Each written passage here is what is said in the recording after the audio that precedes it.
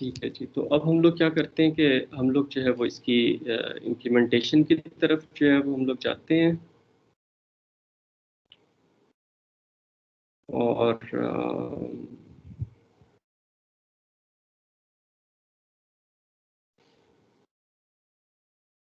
इसको हम लोग देखते हैं कि इसको हम लोगों ने कैसे जो इम्प्लीमेंट करना है। तो पहली जो हम लोग लिस्ट एडिट इम्प्लीमेंट करेंगे वो हमारे पास कौन सी होगी?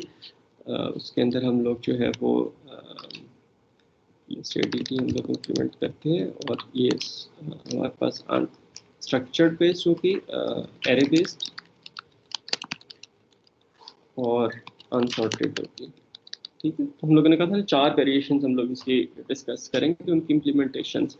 तो हम लोग पहली जो इम्प्लीमेंटेशन हम लोग करते हैं वो हम लोग एरे बेस्ड लिस्ट पे जाते हैं, और एरे बेस्ड लिस्ट के अंदर जो है वो हम लोग अनसॉर्टेड को जो है वो इम्प्लीमेंट करेंगे।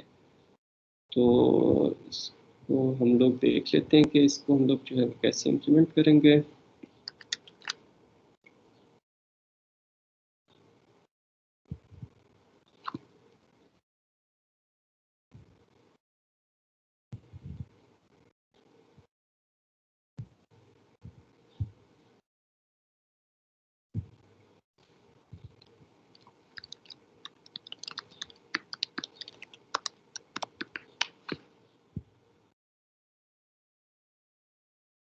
ओके, अच्छा।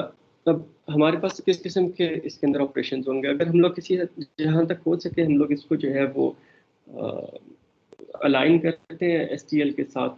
तो इसके हम लोग अंदर देख लेते हैं कि हमारे पास फंक्शंस जो है वो कौन कौन से होंगे, फिर उसे वन बाय वन हम लोग जो है वो इम्प्लीमेंट कर लेते हैं।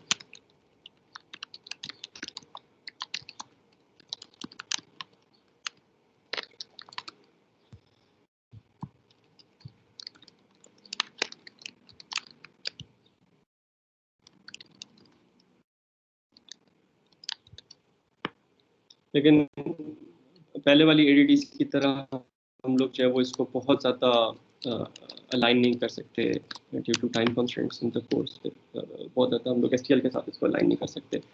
तो डाटा स्टोर करने के लिए आपको पता है हम लोग कह रहे हैं कि एरे में डाटा स्टोर करना है, तो हमें एक डायनेमिक एरे चाहिए होगी।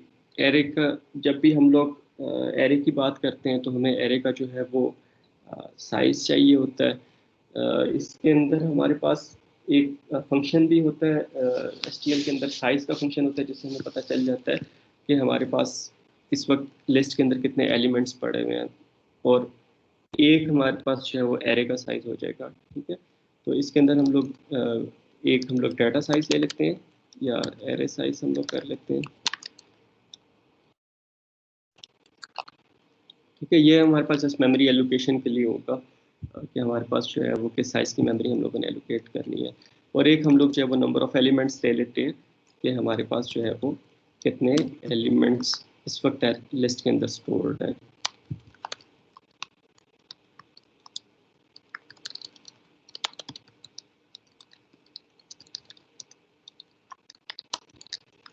ठीक है, और ये हम लोग यहाँ पे मेमोरी एलोकेट करेंगे फॉर एलोकेटिंग। ठीक है, तो ये हमारे पास वेरिएबल्स हो जाएंगे।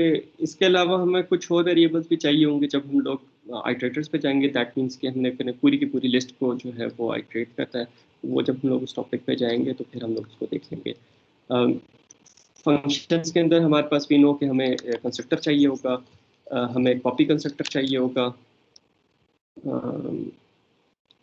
कॉपी कंस्ट्रक्टर को हम लोग जो है वो बाद में इम्प्लीमेंट कर लेंगे। तो लिख लेते हैं ताकि हम लोग उसको मिस ना कर पाएँ। कॉन्स्ट क्या इसका सिग्नेचर क्या होगा? लिस्ट की %, जो सोर्स लिस्ट है वो हमारे पास हो जाएगी ना। और फिर हमारे पास जो है वो definitely we can not miss destructor. Destructor होगा। डिस्ट्रक्टर के अंदर जो है वो हम लोग अभी तक जो क्यू और स्टैक के अंदर हम लोग फंक्शन करते रहे हैं, उसको एम्प्टी करने के लिए वो हमारे पास मेक एम्प्टी का फंक्शन था ना। तो यहाँ पे एसटीएल के अंदर जो है वो लिस्ट के अंदर क्लियर का एक फंक्शन है। क्लियर का फंक्शन क्या करता है? इनफैक्ट हमारे पास जो एरे बेस्ड हमारे पास लिस्ट है उसके अंदर हम लोगों को डिलीट के थ्रू हम लोग जो है वो मेमोरी डी एलोकेट कर देंगे, ठीक है। तो वो हमारे पास सिंपल सा होता है कि जो एरे है उसको हम लोग जो है वो मेमोरी से फ्री करा देंगे, दैट्स इट। फिर उसके बाद हमारे पास क्रिएट से रिलेटेड हमारे पास फंक्शंस आ जाते हैं। क्रिएट से रिलेटेड हम लोगों ने कौन से फंक्शंस डिस्कस किए थे, हम लोग यहाँ पे देख लेते हैं। क्रिएट से रिलेटेड हम लोगों ने कहा था कि हमारे पास इंसर्ट का फंक्शन हो जाएगा। इन प्लेस को भी हम लोग नहीं कर रहे, इवन इंसर्ट जो हम लोग इम्प्लीमेंट कर रहे हैं, it is not the same insert as we use to, it is not the same insert that is used in the STL ना। तो थोड़ा सा इसको जो है हम लोग फ़र्क तरीके से करेंगे। और हम लोग सिर्फ लेट से इंसर्ट का फंक्शन जब हम इम्प्लीमेंट करते हैं, इसके अलावा हम लोग दूसरे जो पुश बैक और पुश फ्रंट का है ये हम लोग इस एरे बेस्ड के अंदर जो हम लोग नहीं करते। और मतलब simplifying our code and approach, तो इसके अंदर हम लोग सिर्फ इंसर्ट का फंक्शन जो है वो हम लोग एक इम्प्लीमेंट कर लेते हैं। जो रिट्रीव करना है इसके अंदर हम लोग जो है वो फ्रंट बैक के फंक्शंस हम लोग इम्प्लीमेंट कर सकते हैं, इटरेटिव फंक्शंस हम लोग इम्प्लीमेंट कर सकते हैं। लेकिन लेट्स से क्योंकि यहाँ पे हम लोग थोड़ा सा एक डिफरेंट अप्रोच लेंगे फ्रॉम STL ना, कुछ चीज़ें जो हमारे पास फ़र्क होंगी, तो हम लोग यहाँ पे सिर्फ जो है वो एक फाइंड का फंक्शन जो है वो इम्प्लीमेंट कर लेते हैं, बूल फाइंड। और ये फंक्शन हमारे पास क्या करेगा कि कोई वैल्यू जो है वो देख के बता देगा कि वो हमारे पास लिस्ट के अंदर एग्जिस्ट करती है या नहीं, ठीक है। तो ट्रू और फॉल्स रिटर्न कर देगा। एक हम लोग इसके अंदर करते हैं कि वैल्यू जो है सर्च अगर सिर्फ फॉल्स और ट्रू रिटर्न करना है तो हम लोग इसके अंदर इसको इस तरीके से हम लोग लिख सकते हैं, ठीक है, कि हम लोग इसके अंदर एक वैल्यू हम लोग इसको पास करेंगे और वो देखेंगे लिस्ट के अंदर एग्जिस्ट करती है या नहीं करती। लेकिन इसके अंदर हम लोग बाद में देखेंगे कि एक सैटेलाइट डाटा का कॉन्सेप्ट होता है। अगर हम लोगों के पास लिस्ट के अंदर स्ट्रक्चर स्टोर्ड है तो हम लोग जो है वो उसकी आईडी की बेस पे सर्च करते हैं और उसका अगर वो हमें वो आईडी अपने डाटा में मिल जाती है, जिस तरह मोबाइल की आईडी 5 है, वो देखने हमारे पास लिस्ट में एग्जिस्ट करती है या नहीं करती। तो अगर 5 आईडी हमारे पास जो है वो एग्जिस्ट करती है लिस्ट में, तो हम लोग क्या करेंगे 5 आईडी के अगेंस्ट जो हमारे पास दूसरा डाटा पड़ा हुआ है उसका नेम क्या है, मॉडल क्या है, कंपनी कौन सी है, रैम कितनी है, ये सारी चीज़ें जो है वो हम लोग इसके अंदर बाय रेफरेंस जो हम लोग वेरिएबल ले रहे हैं इसके अंदर वो चीज़ें कॉपी करेंगे और रिटर्न कर देंगे। दैट मीन्स फाइंड का फंक्शन क्या कर रहा होगा कि जो एलिमेंट हम लोगों ने सर्च किया उसका एक एट्रीब्यूट की बेस पे, लेट्स से आईडी की बेस पे उसको जो है वो सर्च कर रहा होगा। वो जब सर्च हो जाता है तो फिर हम लोग जो है वो उसकी बाकी जो डिटेल्स हैं वो हम लोग इसमें वैल के वेरिएबल में जो है वो कॉपी कर देंगे, जो लिस्ट में पड़ी हुई होंगी हमारे पास। अच्छा, ये हमारे पास फाइंड का फंक्शन हो गया।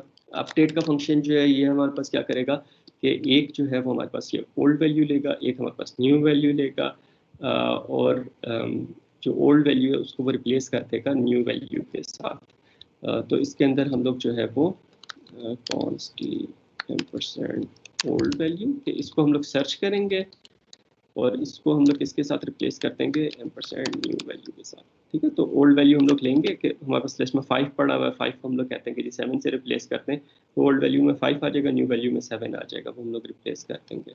अच्छा, अपडेट हो गया। और इसके अलावा फिर हमारे पास डिलीट का फंक्शन हो गया। अच्छा, अपडेट के साथ बुलियन क्यों रिटर्न किया कि अगर हमारे पास वैल्यू अपडेट हो जाती है, वो वैल्यू मिलती है और हम लोग उसको अपडेट कर देते हैं तो हम लोग ट्रू रिटर्न कर देंगे, अदरवाइज फॉल्स रिटर्न कर देंगे। आपकी बुक के अंदर जो है ये बुलियन फंक्शन नहीं है।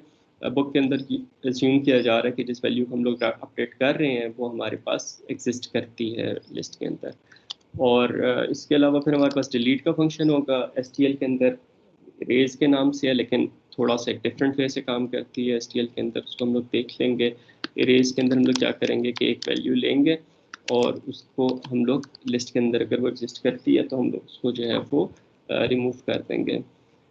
और इसके अलावा STL के अंदर अगर हम लोग देखें तो और भी वैसे बहुत से हमारे पास फंक्शंस हैं, लेकिन हम लोग जो है वो हाँ एक साइज़ का फंक्शन होगा हमारे पास, बूलियन साइज़ के हमारे पास जो है वो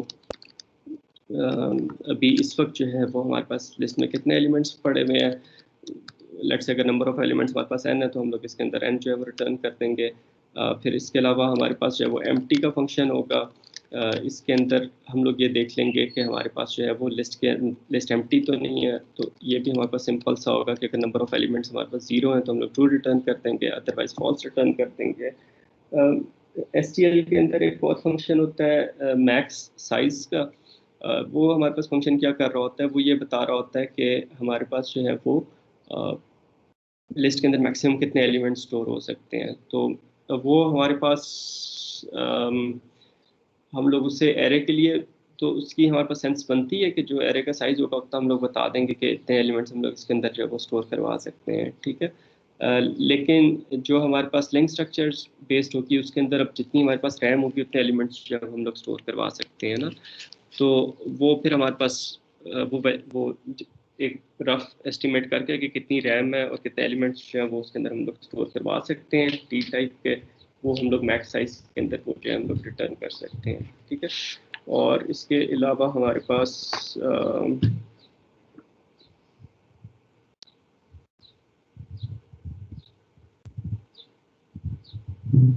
आई थिंक दिस इज ऑल ना। इसके अलावा फिर STL के अंदर कुछ फंक्शंस हैं जो हम लोग जो है वो इम्प्लीमेंट नहीं कर रहे होंगे। कंस्ट्रक्टर हो गया, कॉपी कंस्ट्रक्टर हो गया, असाइनमेंट ऑपरेटर को, यस असाइनमेंट ऑपरेटर को हम लोग ओवरलोड करवाएंगे। तो हमारे पास ऑपरेटर इक्वल टू और हमारे पास कॉन्स लेस टी %s, तो ये हमारे पास जो है वो असाइनमेंट ऑपरेटर को भी जो है वो हम लोग ओवरलोड करवा देंगे, ठीक है। तो आई think this is pretty much it. और ये फंक्शंस जो है वो फिर अभी हम लोग वन बाय वन देख लेते हैं कि हम लोग इनको कैसे इम्प्लीमेंट करेंगे। इसके अलावा आपके जहन में कोई फंक्शन हो जो डाटा को मैनिपुलेट करने के लिए, स्टोर करने के लिए हमारे पास यूज़ हो सकता है लेकिन हम लोगों ने उसे मिस कर दिया हो?